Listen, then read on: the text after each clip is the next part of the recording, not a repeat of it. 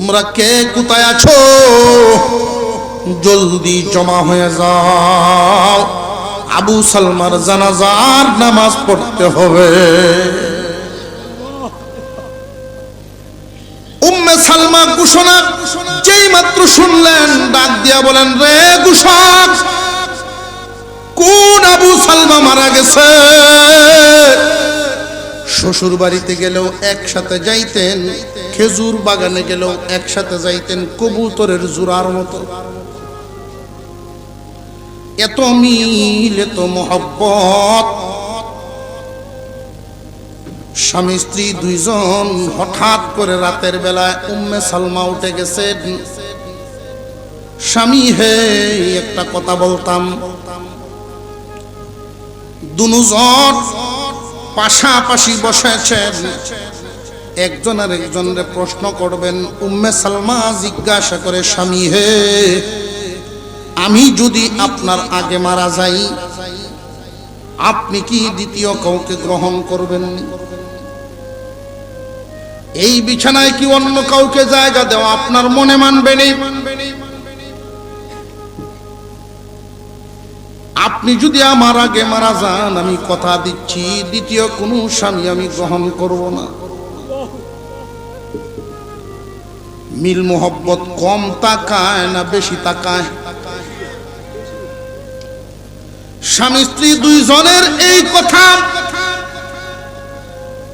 একজন আরেকজনের হাত ধরে এইভাবে বলা বলি করতেছেন। এমনি আবু সালমা বলেন, বিবি রে, আমি পুরুষ মানুষ আর তুমি মহিলা মানুষ।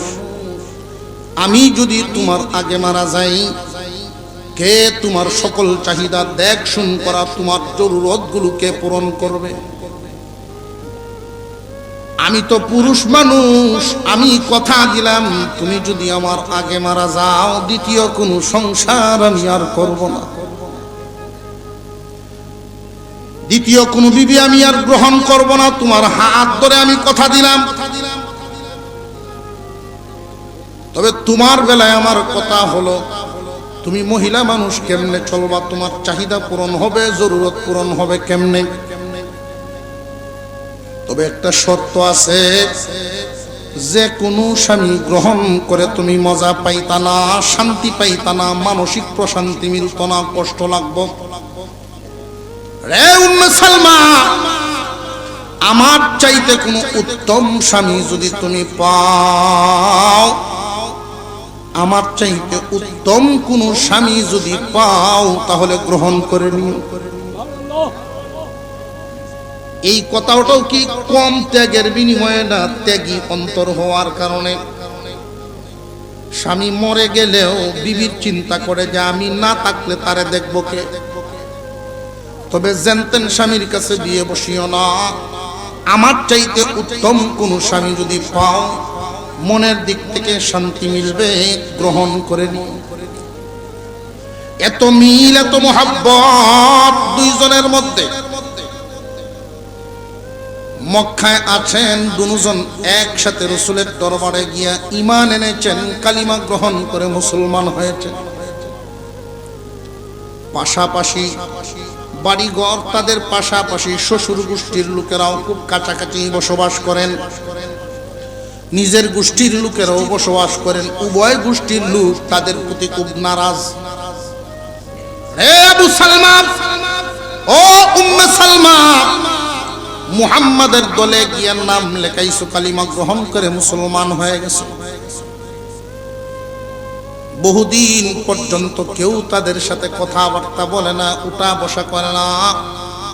আবু সালমা জানায়া দিলেন, তামাম দুনিয়ার সমস্ত মানুষও যদি আমাদের সাথে কথা বলা বন্ধ করে দেয়, সামান্য মনের ভিতরে কষ্ট আসবে না, কারণ ঈমান এনেছি আল্লাহ এবং রাসূলকে খুশি করার জন্য।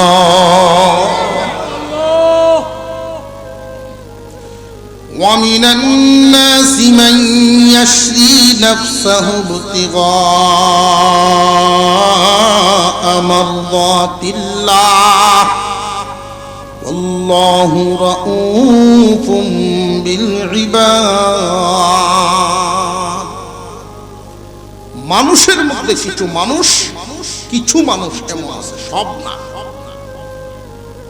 কিছু হৃদয় এমন আছে আল্লাহর সন্তুষ্টি হাসিল করতে গিয়ে যদি খেত যায় ও আল্লাহরে খুশি করতে, চাকরি যায় আল্লাহর সন্তুষ্টি লাভ। আমার মসজিদের পাশে এক ফ্যাক্টরির ইন্টারভিউ, বহু ধরনের মানুষ তো থাকে, দাড়ির কারণে, এটা আমি আরেকদিন বলছিলাম, দাড়ির কারণে চাকরির ব্যাঘাত হয়ে গেছে। খুব সুযোগ সুবিধা তার এই চাকরিটা হইলে কোম্পানির পক্ষ থেকে জানিয়ে দেওয়া হলো তুমি শুধু শেভটা করে ফেলো। উনি সাথে সাথে কাগজগুলো ছিঁড়ে ফেলছিলেন যে এমন চাকরির দরকার আমার নাই, প্রয়োজনে ঢাকা শহরে রিক্সা চালায় আবাদ খাবো, তবু রসুলের কলিজায় ছুরি লাগাইব না।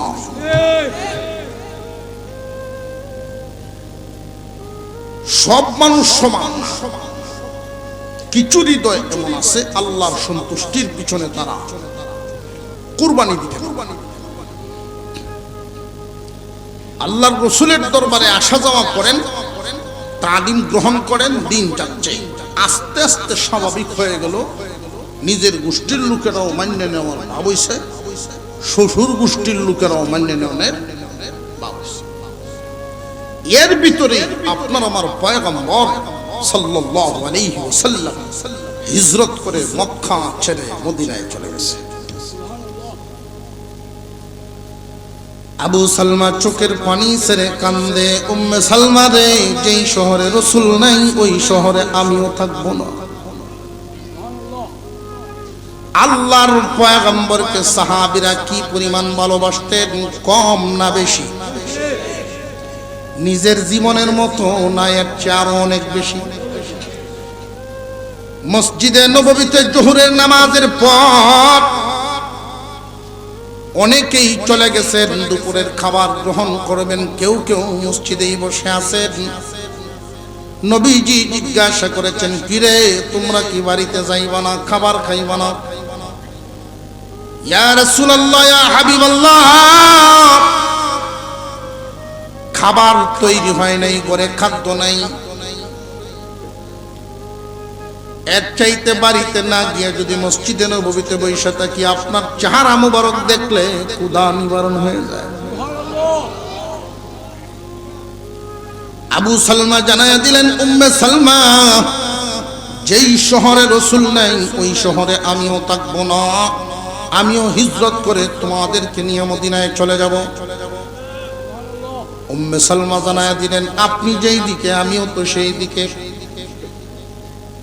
এই খবর শ্বশুর গোষ্ঠীর লোকেরা শুনে বাধা হয়ে দাঁড়াইল। রে আবু সালমা, কই যাও? আমি হিজরত করে মদিনায় চলে যাব, রাসূল যেখানে তার উম্মতও সেখানে। শ্বশুর গোষ্ঠীর লোকেরা জানায়া দিল, আমাদের বংশের মেয়েটা তোমার কাছে বিয়ে দিলাম, আমাদের বংশের একটা ইজ্জত আছে, আমাদের বংশের মেয়েটাকে নিয়ে দেশে দেশে ঘোরার জন্য দিব না। যদি তোমার হিজরত করতেই হয় তুমি একলা যাইবা, আমাদের মেয়ের সাথে দিব না। তাদের উদ্দেশ্য হলো বিবির মায়া হিজরত বাদ দিয়া দিব, টান দিয়া হাত থেকে সরায় নিয়ে গেছে শ্বশুর গোষ্ঠীর লোকেরা। নিজের গোষ্ঠীর লোকেরা এইসবের চাইছে, হে আবু সালমা, হিজরত করলে তুমি একা যাইবা, তোমার সন্তান নিয়ে যাইতে আমরা দিব না, কারণ এই সন্তানের উপরে আমরারও হক আছে, অধিকার আছে, আমরা বংশের মানুষ। এই বলে সন্তানও তার কুল থেকে টান দিয়ে নিয়ে গেছে। এক জায়গায় আদরের বিবি, আর এক জায়গায় আদরের সন্তান। উঁচা একটা টিলার মধ্যে দাঁড়ায়া তিনি ওই সময় ঘোষণাটি দিলেন, এ আমার নিজের গোষ্ঠীর লোকেরা, শ্বশুর গোষ্ঠীর লোকেরা, তোমরা কান পেতে শুনে রাখো, আমরা রাসূলের সাহাবী, বিবিকে মহব্বত করি ঠিক আছে, সন্তানকেও মহব্বত করি, তাও ঠিক আছে, কিন্তু জানিয়া রাখবা আল্লাহ এবং রসুলের মহব্বতের চাইতে কোনো মহব্বত আমাদের অন্তরে বেশি না। আবু সালমা রওনা দিয়ে দিলেন আল্লাহর নামে। বিবিকে শ্বশুর গোষ্ঠীর লোকেরা নিয়ে গেল, সন্তানকে নিজের গোষ্ঠীর লোকেরা নিয়ে গেল। উনি রওনা দিলেন, কয়েকদিন সময় লাগায়া যখন গিয়া মদিনায় পৌঁছলেন, বিবি নাই, সন্তানও নাই, সহায় সম্পত্তি কিছুই নেন নাই, খালি হাতে গিয়া পৌঁছলেন মদিনা পর্যন্ত। এমনি আল্লাহ পাক এই আয়াত কানা আবু সালমার শানে নাজিল করেন, وَمِنَ النَّاسِ مَن يَشْرِي نَفْسَهُ ابْتِغَاءَ مَرْضَاتِ اللَّهِ وَاللَّهُ رَءُوفٌ بِالْعِبَادِ। মানুষের মধ্যে এমন কিছু মানুষ আল্লাহ এবং রসুলের সন্তুষ্টির জন্য সব বাদ দিবার পারে। অগনবী আপনি জানায়া দেন, আমি আল্লাহ এদের জন্য দরদি হইয়া যা। থাকতেছেন মদিনায়, উনিও তো মানুষ, আল্লাহর রসুলের সাহাবীরাও রক্তে মাংসে গড়া মানুষ, তো মনুষ্যত্বা দয়া মায়া অন্তরে তো আছে। উনি যখন রাতের বেলায় ঘুমাইতে যান তখন কলিজাটা জ্বলে, একা একা ঘুমান, সন্তান নাই, বিবি নাই, একলা একলা ঘুমান। ইসলামের জন্য কুরবানি দিয়ে আসছে, শ্বশুর গোষ্ঠীর লোকেরা আটকায়া দিল আমার বিবিরে। মনরে তখন সান্ত্বনা দেন, আল্লাহ এবং রসুল যেহেতু খুশি আছেন এতে আমার আর কারোর খুশির দরকার নাই, আল্লাহ এবং রসুল খুশি, আমার আর কি চাই। আল্লাহ এবং রসুল যার সবকিছুই তো তার। সুবহানাল্লাহ।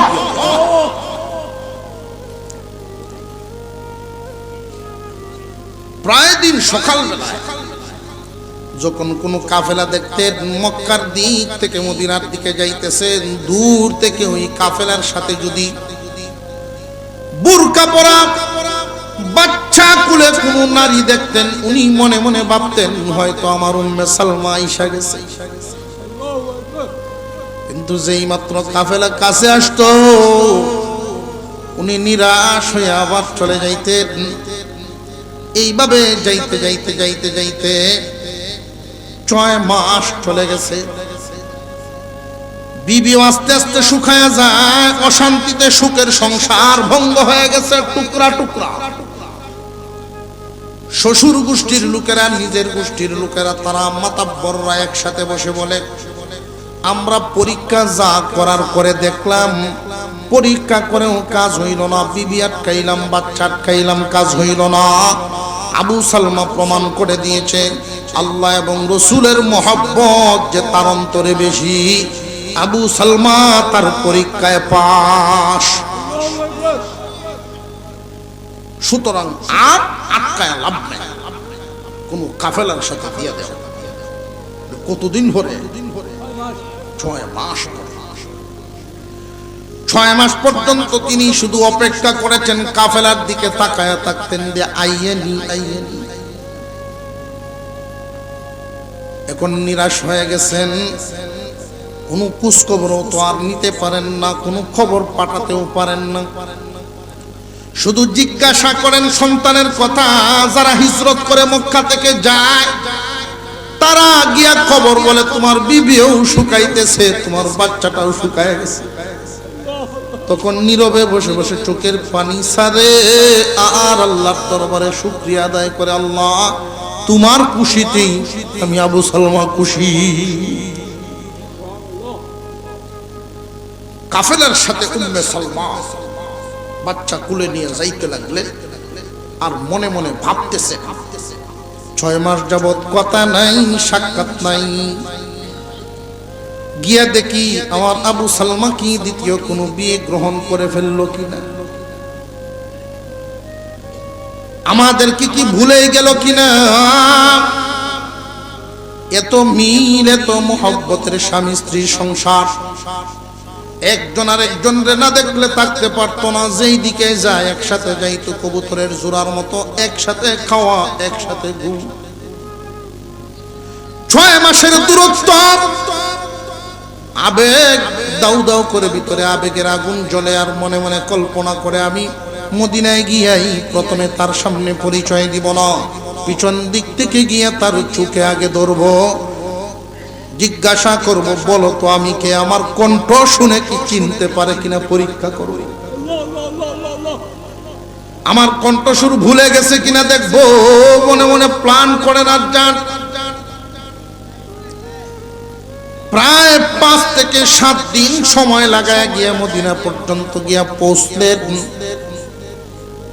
যেই মাত্র মদিনার গেইটে গেলেন, এমনি শোনা যায় একজনের ঘোষণা, তোমরা কে কোথায় আছো, জলদি জমা হয়ে যাও, আবু সালমার জানাজার নামাজ পড়তে হবে।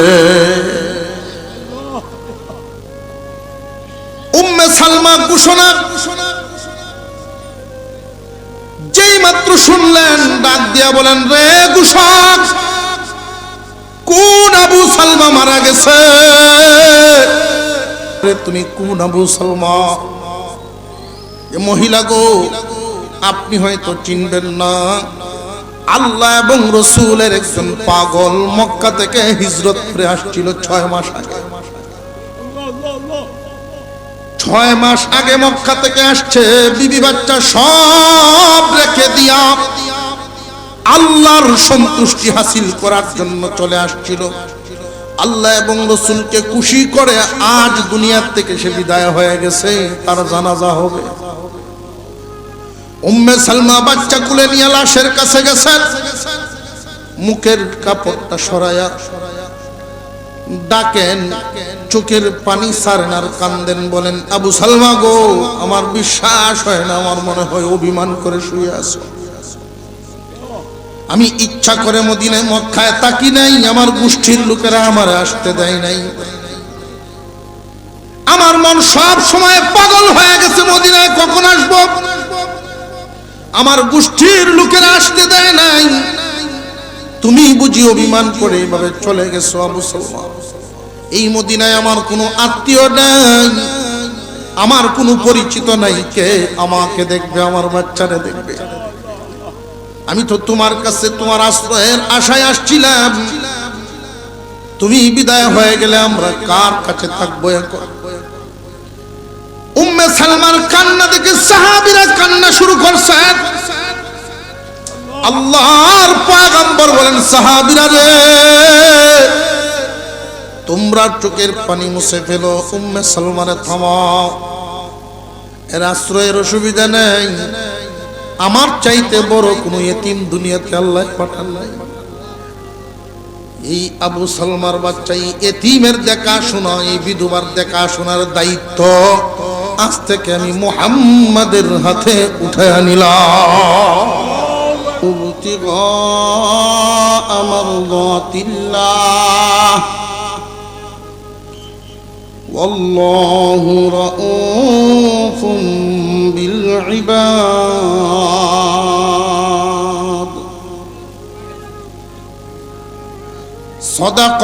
সাদাকাল্লাহুল আযীম।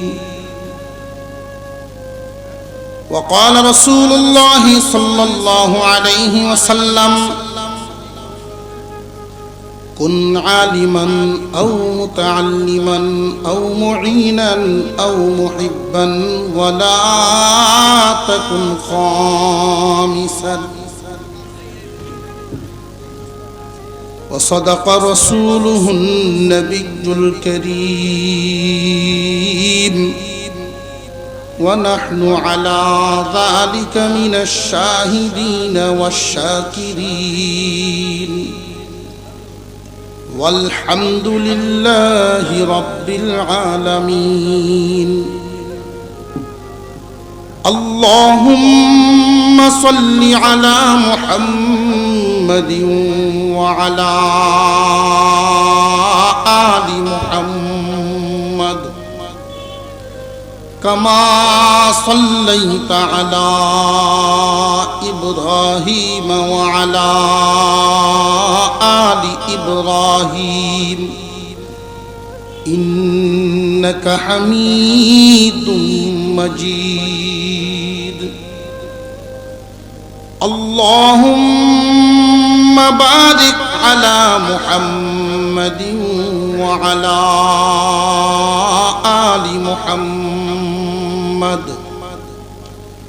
كما باركت على إبراهيم وعلى آل إبراهيم إنك حميد مجيد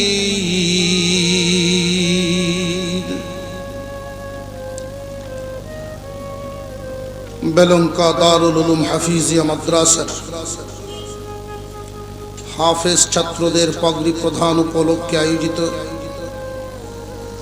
২৭তম বার্ষিক ইসলামী সম্মেলনের শ্রদ্ধাভাজন সভাপতি সাহেব, শ্রদ্ধাভাজন সহ সভাপতি সাহেব, উপস্থিত হযরত উলামায়ে কেরাম, মুরব্বিয়ানে আযম, সর্বস্তরের মুসলমান ভাইয়েরা, পর্দার আড়াল থেকে আলোচনা শুনছেন দিনদার ইমানদার মুসলমান মা ও বোনেরা,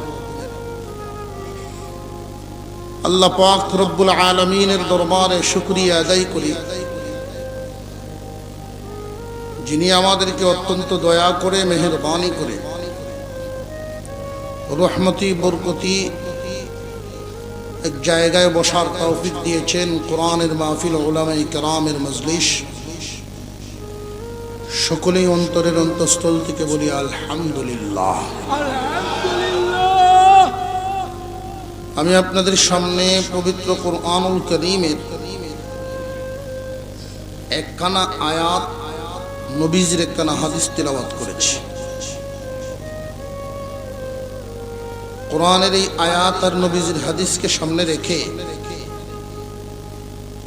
কিছু আলোচনা করব। আল্লাহ যেন আমাকে তৌফিক দেন এবং উক্ত আলোচনার থেকে আমাদের সকলকেই ফায়দা হাসিলের তৌফিক দেন, বলুন আমিন। আমার তিলাওয়াতকৃত আয়াতে আল্লাহ পাক রব্বুল আলামিন বলেন, মানুষের মধ্যে এমন কিছু মানুষ আছে, মানুষের মধ্যে এমন কিছু মানুষ আছে যারা আল্লাহর সন্তুষ্টির জন্য সব কিছু করতে পারে।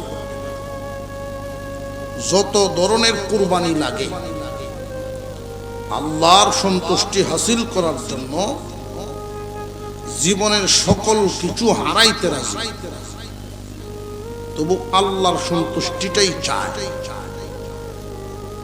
মানুষের মধ্যে এমন কিছু মানুষ আছে,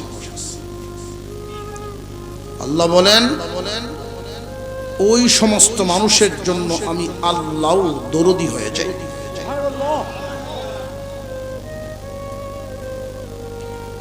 وَمِنَ النَّاسِ مَن يَشْرِي نَفْسَهُ ابْتِغَاءَ مَرْضَاتِ اللَّهِ وَاللَّهُ رَءُوفٌ بِالْعِبَادِ।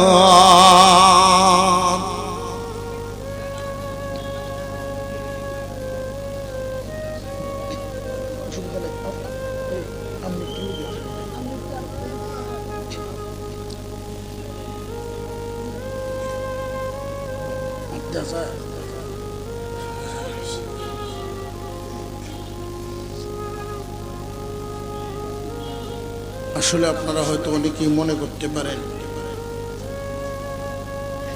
অনেক উলামায়ে কেরাম আছেন তারা আবার এগুলো পছন্দ করেন না, আর আমরা যেগুলোর জন্য পাগল আবার এটাও না। আমরা অনুমতিটা দিই যে করুক, কেন? যে ফায়দা আছে। বর্তমান সময়ে যদি উলামায়ে কেরামের বয়ান মোবাইলে ইউটিউবে না থাকতো, সুস্থ বিনোদনের ব্যবস্থা না থাকলে অসুস্থ বিনোদন হবে। যারা পছন্দ করেন না তারা যে বেঠিক এমন না, কিন্তু একটা হলো জায়েজ, একটা হলো উত্তম। না করা উত্তম, করণটা জায়েজ। জায়েজটার উপরে আমরা কেন আসি? Take care. নইলে যেইভাবে তারা দখল করছেন বেদাতি, তারপরে যে সমস্ত লোক লামাযহাবী ইউটিউবটা দখল করে উলামায়ে কেরামের কোনো বয়ান গেছে না, যখন আমাদের উলামায়ে কেরাম যাওয়া শুরু করছেন তখন এমনিই লেজ গুটানো শুরু হয়েছে। এটাও দিনের এক জরুরতের, দিনই জরুরতের কারণে এগুলোকে আমরা অনুমতি দিচ্ছি।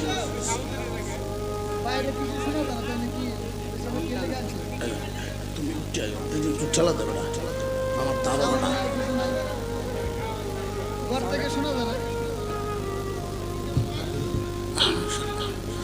শোনা যাইব।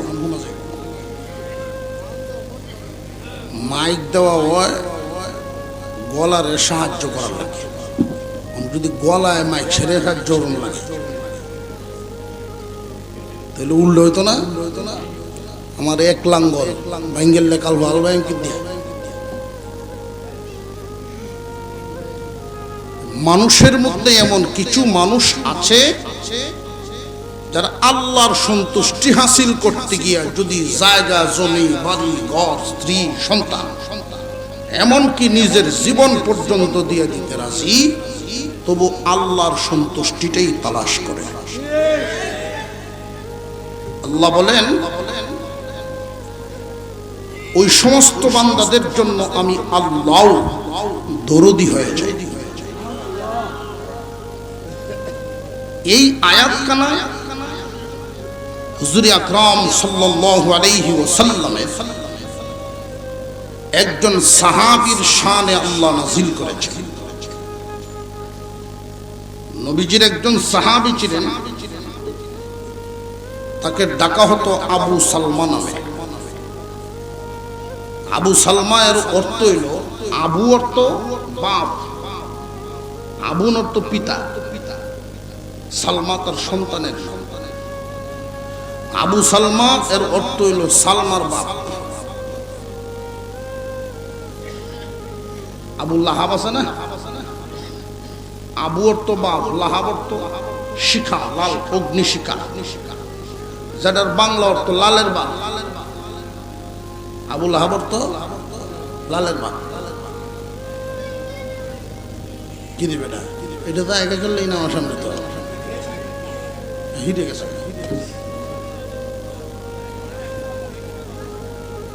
এইটা যাইতে জায়গা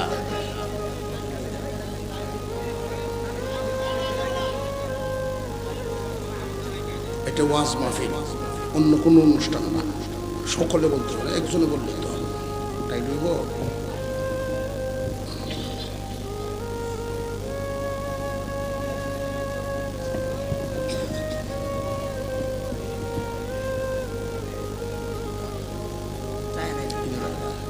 আচ্ছা, এর একটা শিয়াল তুমি বহনারে ধরিয়া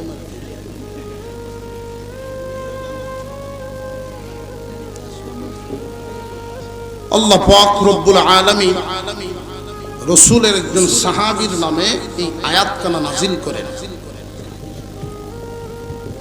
সাহাবীর নাম আবু সালমা। নামটা বলেন, আবু সালমা।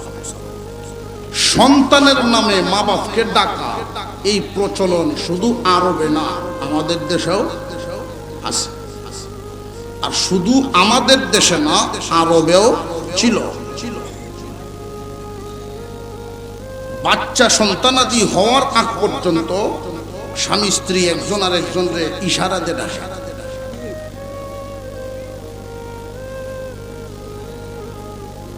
কেউ যদি নাম ধরে ডাকে তো ডাকে, তো স্বামীর নাম ধরে তোর স্ত্রী ডাকে না। এই লাগে ইশারা দিয়ে হুজ করে বাজারে যাইব, এরকম একটা ইশারা ইঙ্গিত দেয়। যেই সন্তান হয়ে যায় সন্তানের নামে ডাকাটা বড় সহজ হয়ে যায়। অমুহের বাপ, অমুহের মা, সন্তান এবার 10 জনও যদি হয়, ফইলা যে সন্তান তার নামেই ডাক করছেন, যে হের নামেই ডাকে। হিফজখানায় যখন পড়ি তখন আমার লজিং করে সাথে এক বেটা আছেন, খুব আমোদি লোক। উনি 4 সন্তানের মা, জবা, কুসুম, রূপন, দুলাল, 4 জন। তো বড়টা সন্তানের নাম ধরে ডাকন, এটাই তো নিয়ম। বেটি খুব গুসা, তুমি আমার একটার নাম ধরে কালি ডাকো, হেঁটে কি অপরাধ করছে? এখন বেটা পারছে না বিরোধ, সাইরোডার নাম ভালো হইলে জপছে, জপে এখন সাইরোলার নাম ধরে ডাকে। জবা, কুসুম, রূপন, দুলালের মা করে এখন এবার ডাকে। সন্তানের নাম ধরে ডাকার প্রচলন এটা পূর্বেও ছিল, এখনো আছে। এটা খারাপ না, এটা জায়েজ, বরং ভালো। এই আবু সালমা আল্লাহর রাসূলের দরবারে ঈমান এনেছে। তাদের যে স্বামী স্ত্রীর সংসার, এত মিল, এত মহব্বত, মক্কার মানুষ আলোচনা করত তারা এত মিল মহব্বত, এত মিল, এত মহব্বত, এদেরকে নিয়ে অন্যরা উদাহরণ দিত, আলোচনা করত।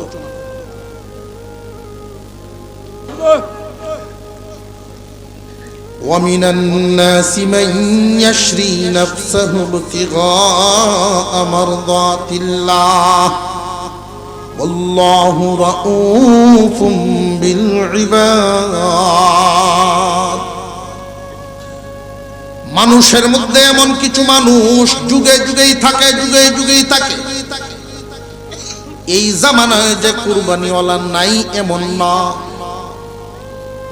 এই যে মাদ্রাসা, ওই মাদ্রাসা কোনো না কোনো মাদ্রাসার শাখা। যিনি মাদ্রাসা করেছেন কোরআনের আলো আরেকজনের মাধ্যমে তো উনি পাইছেন। যারা পড়াইতেছেন, আবে হুজুর আজকে বলছেন 13 জনের পাগড়ি পাইব, আলহামদুলিল্লাহ। কয়জন? 13 জনের দেস্তারবন্দি হবে, কত বড় সুসংবাদ। হাবিব শাহ হুজুর অবশ্যই আর একজন উস্তাদের কাছ থেকে কোরআন পাইছেন, তিনি আর একজনের কাছ থেকে পাইছেন। যুগে যুগে এই কুরবানিওয়ালার দল। আবার এক দল আছে কুরআনুল কারীমের বিরোধীর দল, আছে না নাই? ইসলামের বিরুদ্ধে যত বিধর্মী আছে, যারা মুসলিম না, ও মুসলিম যা আছে সব মুসলমানদের শত্রু। কেউই মুসলমানদের ভালো চায় না, উন্নতি চায় না। কোনো না কোনো ভাবে ইসলামের ক্ষতি করতে চায়, মুসলমানদের ক্ষতি করতে চায়। দেখেন কিছুদিন যাবত যে একটা শুরু হয়েছে, মুসলিম অধ্যুষিত দেশে ট্রান্সজেন্ডার নামে যে একটা আরম্ভ হয়েছে। এইটার নাম পাইছি না, এটা আমার নামটা নিত। যারা দেখছো তো বুঝি ফেলছে, নাম আর পাইছি না দেশ। মূল ঘটনাটা আপনাদেরকে বলি। এই মুসলিম অধ্যুষিত দেশের মুসলমানদের হৃদয়ে চাষাবাদ করে গেছে হাফিজ জি হুজুর রহমাতুল্লাহ আলাইহি। এই দেশের মাটিতে হুঙ্কার দিয়ে গেছেন আমিনী রহমাতুল্লাহ আলাইহি। এই দেশের জমিনে পদদলি দিয়ে গেছেন আল্লামা গহরফুরি রহমাতুল্লাহ আলাইহি। এই শাহজালাল শাহপুরানের দেশে ইচ্ছা করলেই যদি একজন একটা মাসালা ঢুকায়া দেয়, জনগণ মানবে না। আওয়ামী লীগ হোক আর বিএনপি হোক, আজকে যদি কেউ ঘোষণা দেয় যে পুরুষে পুরুষে বিয়া শুরু হইল, কোন দলে মানব? আওয়ামী লীগের লোকেরা যদি কয় না আমরা সরকার দল যখন কইছে তাহলে এটা মানো যায়, এটা কইব, মানলে বিহুদ আছে না? মুসলমান না মানে এই কথা কেউ মানবে না। সুতরাং সরাসরি যেহেতু এই কথা বললে মানবে না,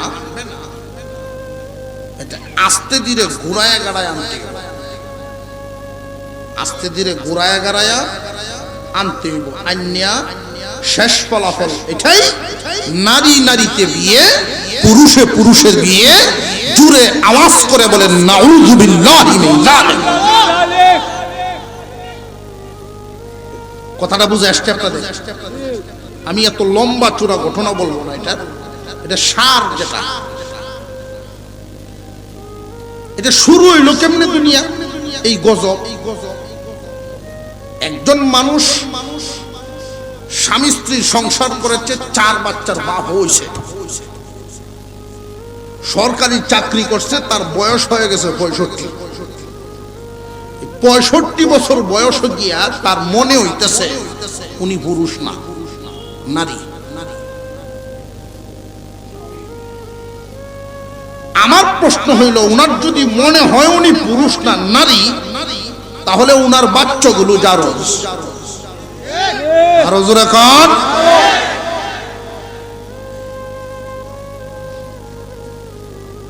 মনে হইতেছে নারী, এটা মন লয়ে বয়ে তার না, সমাজের মানন লাগবো। আমার এই কথা সমাজেরও মানন লাগবো, এই কথা যে হঠাৎ করে একজন পুরুষ নারী হয়ে যাইতে পারে, আর একজন নারীও মনে মনে পুরুষ ভাবতে পারে। যুগাল যন্ত্র কিতা করবে বেটাই? আল্লাহ যে পুরুষরে পুরুষের আকৃতিতে, নারীরে নারীর আকৃতিতে বানাইছে, এই বডির হালত কেমনে বদলাই?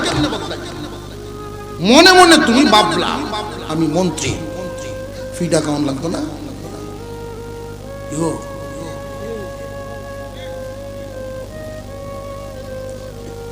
একটা চ্যাপ্টার ঢুকাইছে এরকম, হয়তো 7ম শ্রেণীতে হবে। স্কুলে যারা ছেলে মেয়েদেরকে পড়াইতেছেন, খবর কি রাখেন? আপনার ছেলে এই শিক্ষা গ্রহণ করতে বাধ্য। একজন মুসলমান শিক্ষক এই চ্যাপ্টারের বিরোধিতা করে বই থেকে এই পাতাগুলো ছিঁড়েছেন বলে, বই থেকে এই চ্যাপ্টারটা ছিঁড়ে ফেলে দিয়েছেন, এই চ্যাপ্টারের বিরোধিতা করেছেন বলে তার চাকরি শেষ। 50 বছর হয়ে গেছে আমাদের এই দেশ স্বাধীন। যে যেভাবেই বলুক না কেন, এই দেশ স্বাধীন এখনো হয় নাই। স্বাধীন যদি হবেই, আমরা নামে স্বাধীন, আমাদের শিক্ষা ব্যবস্থা ঠিক করে ভিনদেশীরা কেন? আমাদের শিক্ষা ব্যবস্থা, আমাদের আইন কানুন বিদেশ থেকে প্রণয়ন করা হয়, কারণটা কি? বুঝা গেল আমরা এখনো স্বাধীন হই নাই, আমাদের উপরে মরল রাসে, আমরা পরাধীন মুসলমান। কিছু প্রফেসর টক শুতে আসছে, পক্ষে বিপক্ষে আলোচনা শুরু হয়েছে। এই চ্যাপ্টার মুসলমানদের দেশে, মুসলমানদের বাচ্চাদের সামনে এটা রাখা যায় না বাদ দেওয়া যায়, আলোচনা শুরু হয়েছে। এক পর্যায়ে প্রফেসরদের সিদ্ধান্ত হচ্ছে কখনো না, এটা অসম্ভব, এটা বাদ দেওয়া যাবে না। এটা যদি বাদ দেওয়া হয়, আমাদের দেশ আরো বহু পিছায় যাবে। পুরুষে পুরুষে, একজন পুরুষ আর একজন পুরুষের সাথে যদি বিয়ে হয়, এই চ্যাপ্টার যদি বাদ দেওয়া হয়, যেই চ্যাপ্টারে এই শিক্ষা দেওয়া হয় নারী নারীতে বিয়ে, পুরুষ পুরুষেতে বিয়ে, এমনটা হইতে পারে, এমন শিক্ষা যদি এই দেশে দেওয়া হয়, আর এমন শিক্ষার বিরোধিতা মুসলমান করে, এই কারণে চ্যাপ্টার বাদ দেওয়া লাগে, তাহলে দেশ নাকি পিছায়া যাইবে।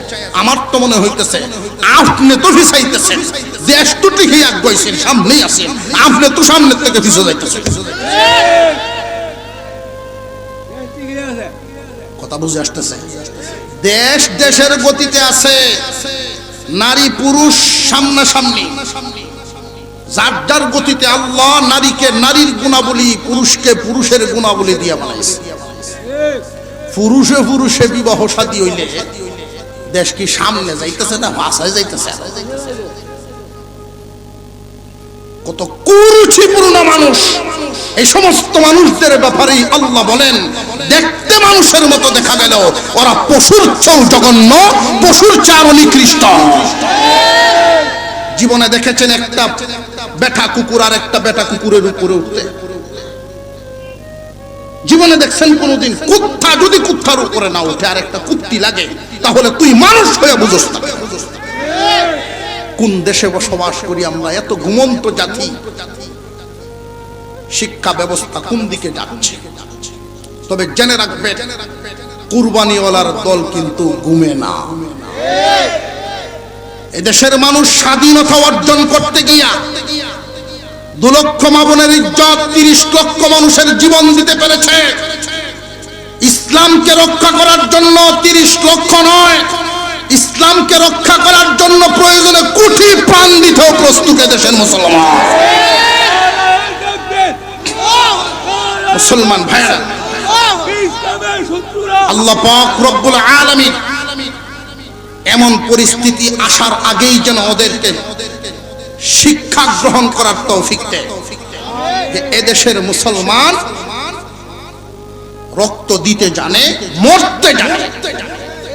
জেল কাটা যখন শিখে ফেলেছে মুসলমান, এই জাতিকে আর থামায় কে? জেল জরিমানার যখন আর ভয় নাই, মরতে যেহেতু ভয় নাই, এই জাতিকে আর থামায় কে? আল্লাহ মুসলমানদের উপরে রহম করুক, অন্ধদেরকে চক্ষু দান করুক, বলুন আমিন। মাদারিসে কওমিয়া উম্মতে মুহাম্মাদের জন্য রহমত, উম্মতে মুহাম্মাদের জন্য, মুসলমানদের জন্য রহমত। মাদারিসে কওমিয়া এক নিয়ামত।